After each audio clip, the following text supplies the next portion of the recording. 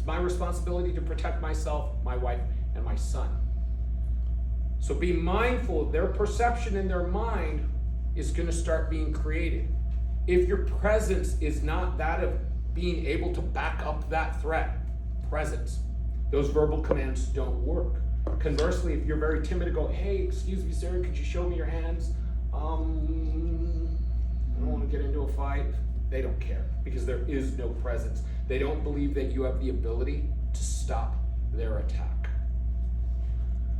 Now, what might happen next is when you receive the call of a threat, gun, knife, on the range, we're going to encourage you to move. I'm going to tell you the default direction. If you're ever in a gunfight or attacked by a crazy person charging at you, default direction to move is to your left. Default direction to move is to your left. And this is where everybody says, I was told to move backwards. I want you to envision this. Bullets are coming in your direction. Don't care how fast you move backwards, bullets continue to move in that direction.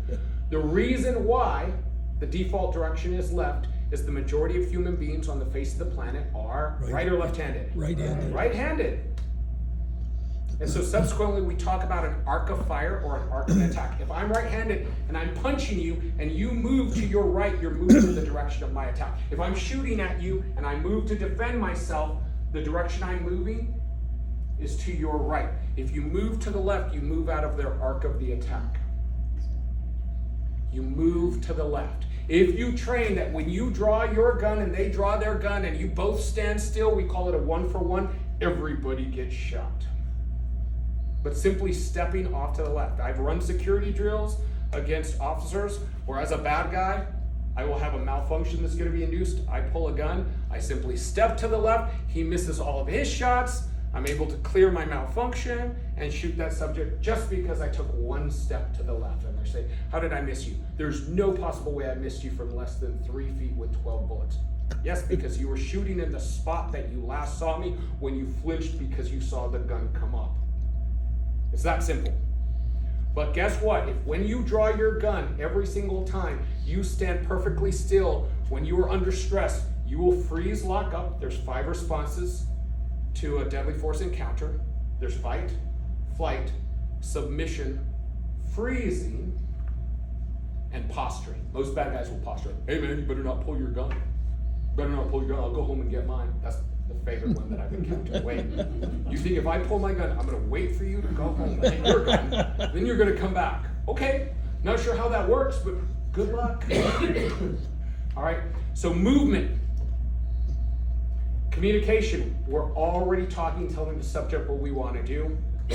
Shooting, you have 2 places that you can shoot. Switches, when I engage a switch, I don't know when that threat will stop. Or disregard, yes, switch will immediately stop the threat. Turn the switch off, light goes off. Timer, I don't know when that timer will expire. So a lot of times people say we shoot upper thoracic cavity. Again, there's 2 types of shooting. There's reactive. If I'm suddenly being surprised, yes, I'm going to shoot for the biggest target I have is the upper thoracic cavity.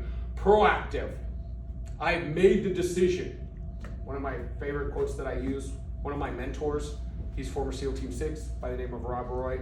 A lot of the training I do, we have a conversation with the target and Rob simply told, hey Mike, stop having a conversation with somebody you're gonna shoot in the face, just shoot them in the face and get it over with. I'm like, yes, Rob, see, you were allowed to assassinate people in SEAL Team 6. I'm not, so I'm talking about reactive shooting. He says, if you know you're gonna have to shoot this person and put them down, just shoot them in the face right off the bat. I was like, oh, okay. And hence, then I learned, you guys are starting to shoot everybody in the face, but why? And I didn't know the background at that time. So you have to make a conscious decision where you're gonna shoot that threat. If it's the upper thoracic cavity because it's reactive, you've made that decision. If it's proactive and you have to stop that active killer that you've stepped into a room and they're murdering other people, shoot them in the face or in the ear canal. If you have a profile shot, aim for the ear canal. So notice we're using the 5 rules of combat. We're maintaining situational awareness. We're having conversations. We're communicating. We're moving off of the line of the attack. We're shooting to stop the threat. And the last part of the drill needs to be sustain. Take actions that allow you to continue the fight. First item that I told you to carry if you carry a firearm is flashlight. Whether you carry a firearm or you don't carry a firearm, Second item that you always need to carry with you. Anybody want to guess what's in my pocket? A knife? Tourniquet! Ding, ding, ding, ding. Congratulations. Because the most common place that we find in scenario-based training that we get shot is in the zone that is holding our weapon, which happens to be our hand or our arm. And you will bleed to death in less than 30 seconds if you cannot get a tourniquet on. I personally saw a finger get amputated. Individual was in shock holding his wrist. The second the finger fell off, he went into shock, passed out, arterial spurt. We had to throw a tourniquet on there real quick. But he was fine until he saw that. You go into shock, it's uncontrolled bleeding. I took a bullet fragment in the wrist. I felt no pain. I felt my arm move, and I was like, what was that? And then I saw an arterial spurt. Because I had my tourniquet on my person, I was able to get that on there in about 15 seconds or less. Everybody was like, you were quick on that. When I got to the hospital, they couldn't see me for about 2 hours because of more serious injuries that were out there. And the bullet wound sealed itself after 2 hours. They said, you're good, just go home. You know what to do. If it opens up, we'll take the bullet fragment out after you speak to a specialist. I was like, wow, I guess I'm Wolverine or Deadpool, because that's awesome. But yeah, I hope not to replicate that again. But here's the reason I was able to get that tourniquet on so quickly, is that as part of a lot of our drills, after the shooting is over, we say something like, you've been hit in the left arm. Take actions that allow you to continue the fight. The threat is down. Start moving to safety and get that tourniquet on. So notice, in one scenario, we're practicing the skill set of shooting, moving from the low ready, targeting the upper thoracic cavity. In the other scenario, we're starting from the ready position, having a conversation. We still draw our weapon, and we still go from the low ready to on target, pull the trigger, immediately transition into a tourniquet drill after we've moved off that line of the attack. And it's simply a shift of mindset to say that every drill I run is an opportunity to build a skill set based in reality, not just traditional what I've done in the past. Questions about that idea there? We talked about the 5 rules of combat during that drill: secure, move, shoot, communicate, sustain. This is in a training facility in San Diego. The 4 fights that I've alluded to is the gunfight, the legal battle, the mental struggle, and spiritual warfare. And this is what I will say, because I don't want to dissuade people from owning any type of product. There are 2 different types of protection. There is insurance and there is legal representation. Most of the companies that are selling, quote, coverage are actually just insurance. And if you take a plea bargain with insurance, they cancel your insurance.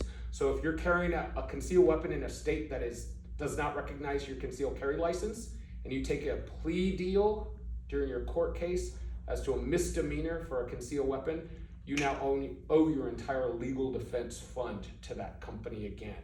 So I personally use attorneys on retainer because it's legal representation. There's a bunch of organizations that love to sell insurance, but you need to understand whether you own insurance or legal representation. If you take any type of plea deal, insurance is null and void because you committed a crime. You're acknowledging you committed a crime. Mental struggle. Doesn't matter how tough you are, you will go through something, and it will last for years. Spiritual warfare. You need to have a support system, and that support system needs to coincide with your religious beliefs. If you don't have religious beliefs, you can ignore this next part.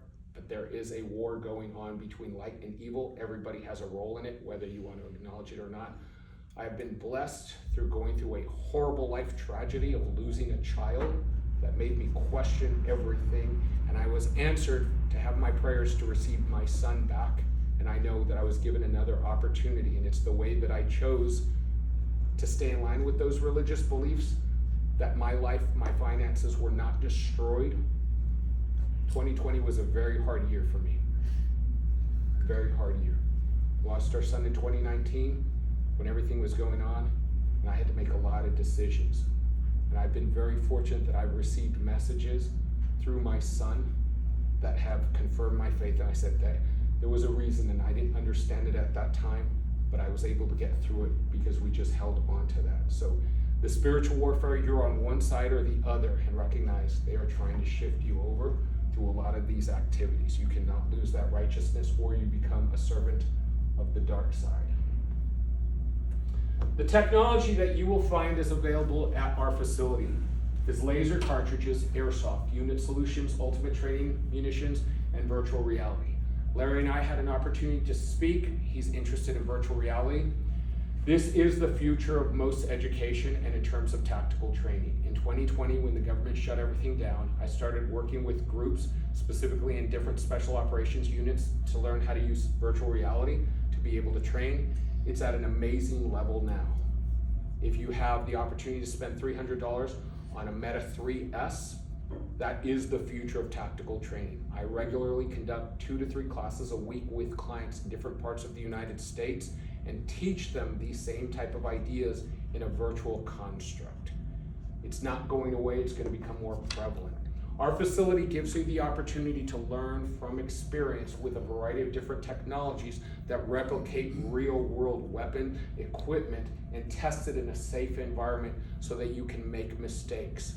Because the real world is unforgiving, and making a mistake there is going to have those legal consequences, mental struggles, and it changes who you are. This concludes my presentation. I want to give you the opportunity. Goes quick. A lot of times people are like, man, that was a good 45 minutes. Jim. Where is the facility you're talking about? So our facility is conveniently located to most people in Phoenix at 7th Avenue and Deer Valley. The funny thing is 90% of our clients come from around the United States to train with us. And most locals will say, you're like 30 minutes from my house. Can you build one in the East Valley? I'm not driving over there. No, I won't be doing that. So 7th Avenue in Deer Valley. I'll have some business cards available if you want to reach out to me or come take a tour of the facility. But normally from 9 a.m. to 3 p.m., 90% of my business is all tourism. I run private training in the evenings. If Larry thinks there's enough interest that when the weather cools down, you want to get a group to come in and learn about different things. And I run a program called Defender One that's kind of an introduction to all of these topics and ideas in our environment. That's typically where people say, where should I start this journey? I say, start at Defender One. It's part of what we call our modern gunfighter program. Sure. Yes, sir. Do you do anything with home defense? So yeah, yes and no. So one of the things at our facility is we'll have forced entry drills where somebody says, I'm going to go into the shoot house, we're going to barricade the doors. This is a bedroom, this is a living room, this is another bedroom or a bathroom, and we'll run scenarios in there. Sometimes clients will hire me to come out, look at their property and say, what would you do? And I'll say, this is what I've done at my house. These are the concerns that I have in terms of strengthening doors, windows, camera systems. So yes, I can, but most of the time, most people aren't that interested in it, but yes, I can talk about that. And if you're in a home defense situation and it's obvious that you need to shoot somebody because they're being an aggressor and they're not there just to steal your TV. I've read a lot about the law in terms of what ammunition you use, where you should shoot the person, because you're going to go to court, Mm-hmm. I'm sure, and they use those things against you. What do you think about where to shoot somebody that's in your house as an aggressor? So the number one thing you have to remember when you're shooting a subject is going to be, I'm shooting to stop the threat. Every threat is not going to be the same. I've had drunken teenagers trying to force their way into neighborhood houses, and I recognize this is a drunken teenager. I'm not going to have to shoot. I'm going to use an escort technique to move them away. So understand the generic statement that I'm about to say is, you always stop to shoot the threat.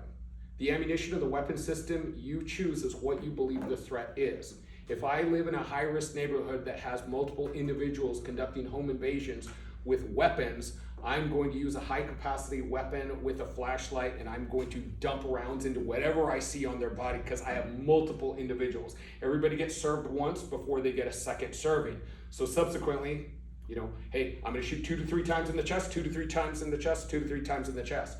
If you have a teenager that is breaking in to steal something and doesn't realize you're at home and you're surprised and they rush you, You may fire several times in the chest and they expire due to that. That's going to be a very reasonable thing. So I try to tell people the weapon and the ammunition you choose are going to be based upon the type of threat that you're expecting in your house. And it can't be unrealistic. If you're expecting the zombie apocalypse to break out in a nice neighborhood like this, I've lived in those neighborhoods where the zombies were and had to make real world decisions on that. And most of the time I would respond to that with a shotgun that would have 00 buckshot, and on the side I had paint rounds loaded. I've actually had to shoot a javelina with a paint round to dissuade it from being in an area. So I'm a big fan of shotguns with specialized ammunition that give me an opportunity to choose what type of ammo I'm about to impart onto said subject.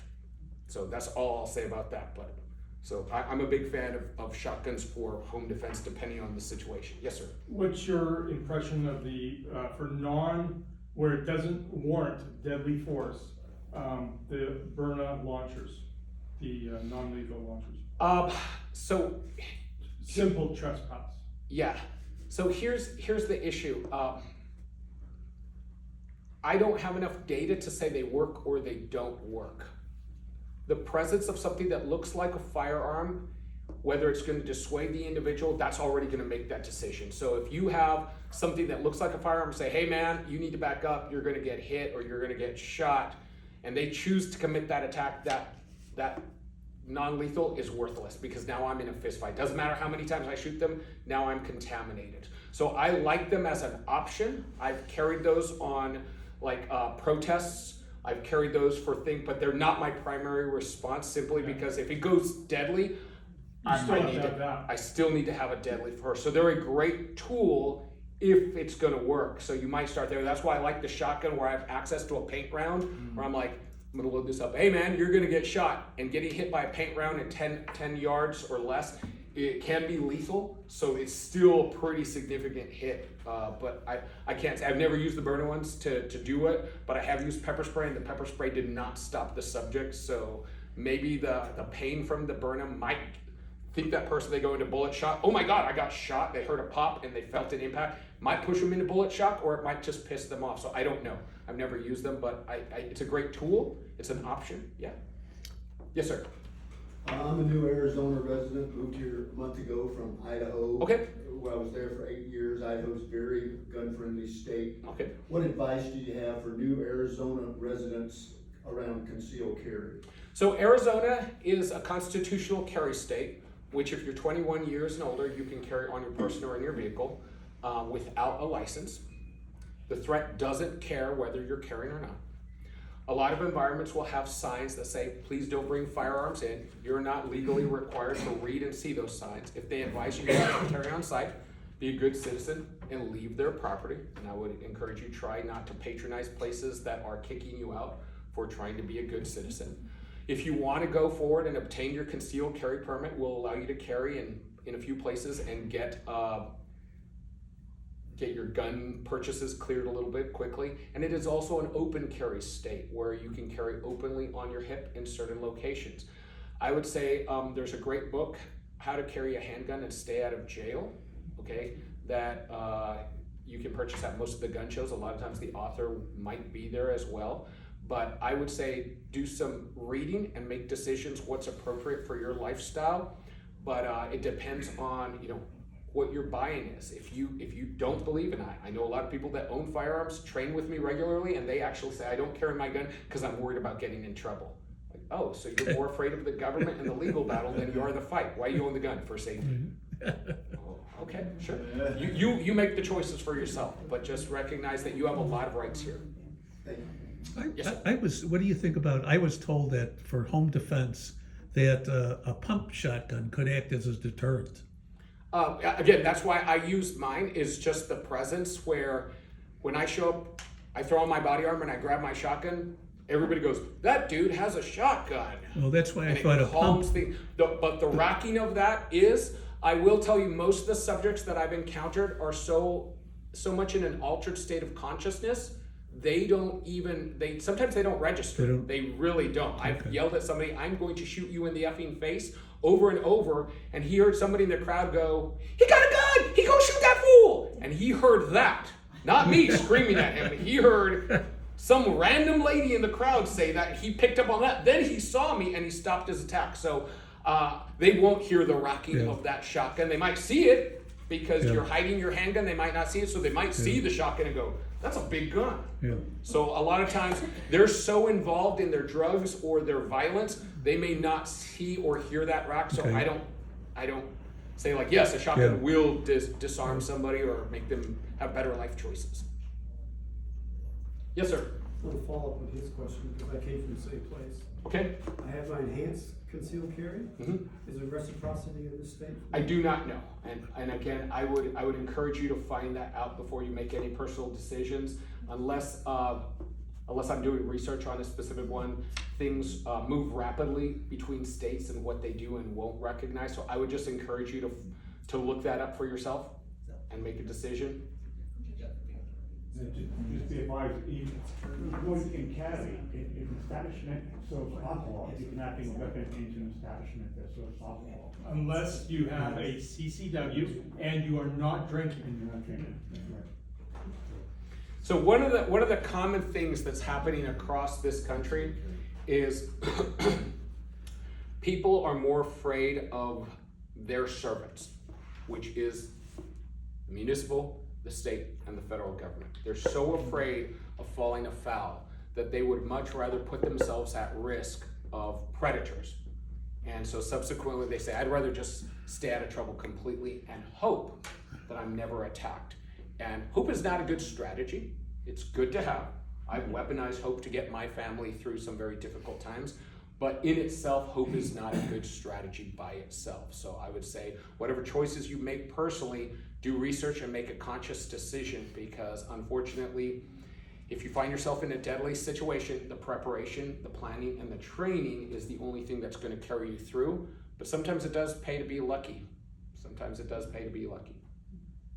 Any other questions? I want to thank you very much for taking this morning to learn about reality-based training / tactical training. I'm going to leave some cards up front. If you'd like to take one, feel free. Always reach out to me. If I have information that's of service to you, I'm always more than happy to share it. Have a great day.